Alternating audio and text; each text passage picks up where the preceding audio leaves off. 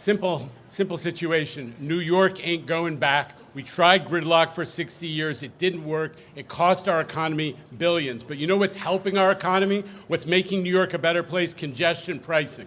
So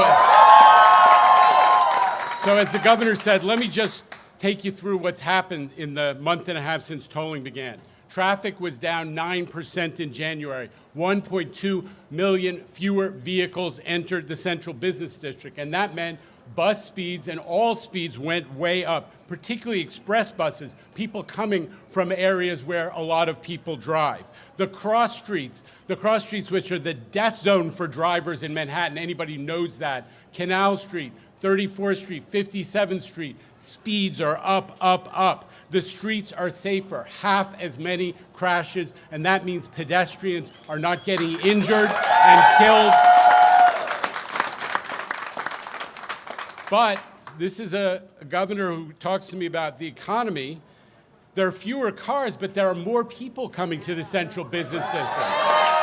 That's what you want. That's what you want. And the central business district areas have had a surge in pedestrian traffic, office workers, tourists, shoppers, that far outpaces the rest of the city and the rest of Manhattan. And small thing, we heard a lot of people, oh, no one's going to come here for dinner. Restaurant reservations up 7% since congestion pricing, far outpacing the other cities on the East Coast. Broadway is humming. Gross is up 25%. Audience attendance up 20%. Yellow cabs were concerned. They've had a hard time before COVID and during COVID. Their trips and their tips are up 10%. Their yellow cab drivers are seeing a lot more money. And a small fact that might, I don't know, interest President Trump, commercial office leasing in the month of January of 2025 compared to 2024, up 61%. Is that a vote of confidence? People want to be in New York. People want to come to New York, and they're signing leases. New Yorkers are seeing the difference. As the governor alluded to, there was one poll, major poll done, and it found that 6 out of 10 voters say President Trump should allow us to keep congestion pricing.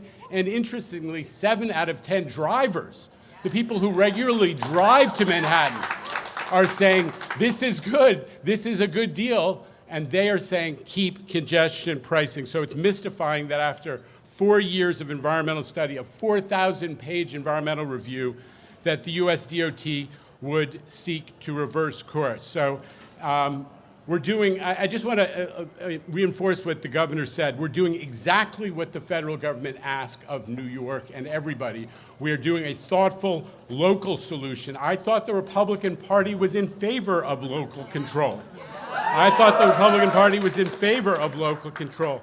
And so, as you said, Real World New York, a new episode, tells you at our density, 9 times Phoenix or Houston, one of those Sunbelt cities, we don't have enough room to have everybody come to our streets in a car.